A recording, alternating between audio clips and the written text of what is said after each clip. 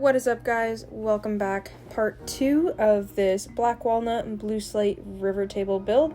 If you guys missed my last video, part 1, I'll add a link to that so you can go check it out. As always, enjoy and drop a comment if you have any questions. This table is hot off the slab miser, got it home, and I started filling some of those bug holes. I typically, and later on in this video, just use CA glue for this process, but there were a ton of voids to fill, so I wanted it to match that river the best that I could. So went ahead and mixed up a small batch of epoxy with some blue slate pigment and started filling those holes. If you guys are going to go this route, just keep in mind it adds a ton of sanding time to your whole process, but it is kind of worth it in the end to have that match.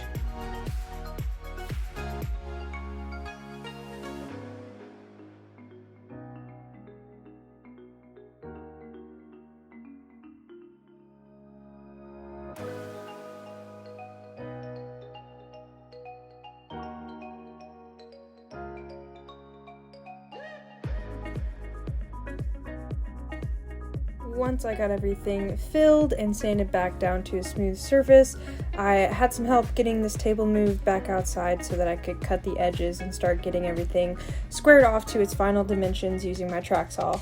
Once I had everything finished, I went ahead and sanded it all down to 100 grit, and after I did that, I chamfered these edges, which I absolutely loved in the end. And I didn't show a lot of this process just because I was super focused. It was my first chamfered edge, but if you guys want to see that in more detail, check out Blacktail Studio. Definitely worth it. I love the detail that it adds to that edge profile.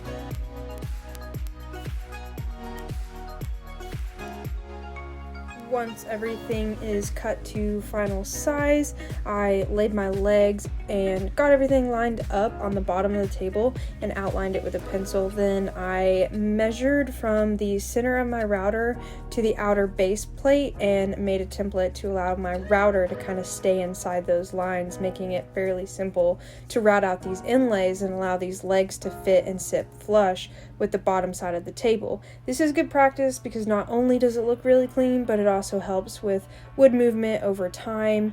Once I finished it, I flipped it back over and put a 1/8 round over bit to the edge to give it a perfect finished look. And then I took it back inside to sand it.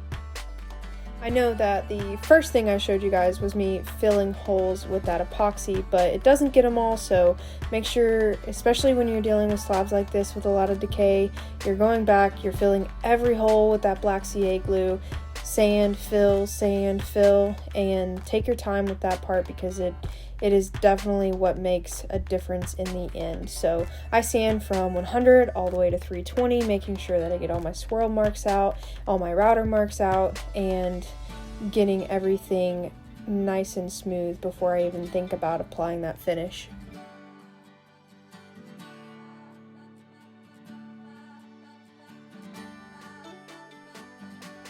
Now that everything is finished sanded, I flipped it back over, drilled some pilot holes for my threaded inserts, just marked the holes, got everything ready for the threaded inserts, and then when I put my threaded inserts in, I add just a little bit of CA glue just to help it stay in place over time, and then I just screw it down in there. I did learn a little trick from Blacktail Studio. Whenever you're putting those threaded inserts into the epoxy, if you have to, heat it up a little bit, and it does help it go in just a little bit better. And I think it also helps with like expansion and stuff over time, but it did make it easier, I found, and so just a little trick I thought I'd share with you guys.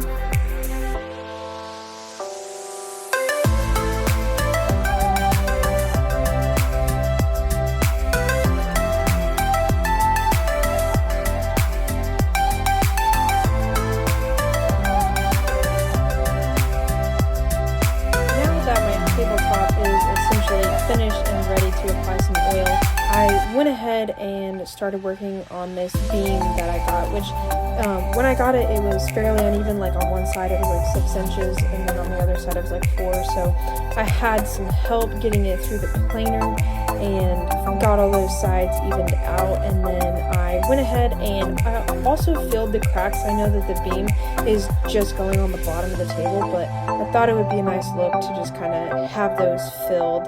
And I didn't sand this one all the way up to 320. I think I only sanded it up to about 180 just because it's not something people are touching a lot. But I put my threaded inserts in to be screwed down to the legs, and then I'm going to apply some oil to it.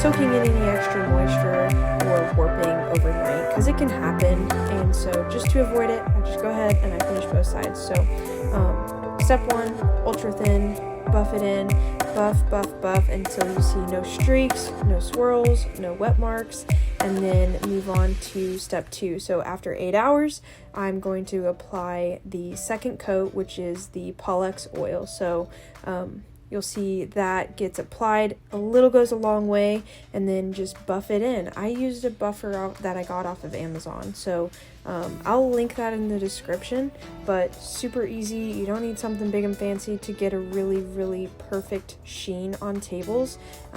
What I used worked just fine. So buff and buff and buff until you literally cannot buff anymore. I can't stress it enough how much the sheen builds up over time. But I do 2 coats of the Epoxy oil on the top, 1 on the bottom, and then I finish off with the liquid wax cleaner, 1 coat of that. Buff it in the same way as you do every other step. Again, 8 hours between each coat, and she's all done and looking pretty.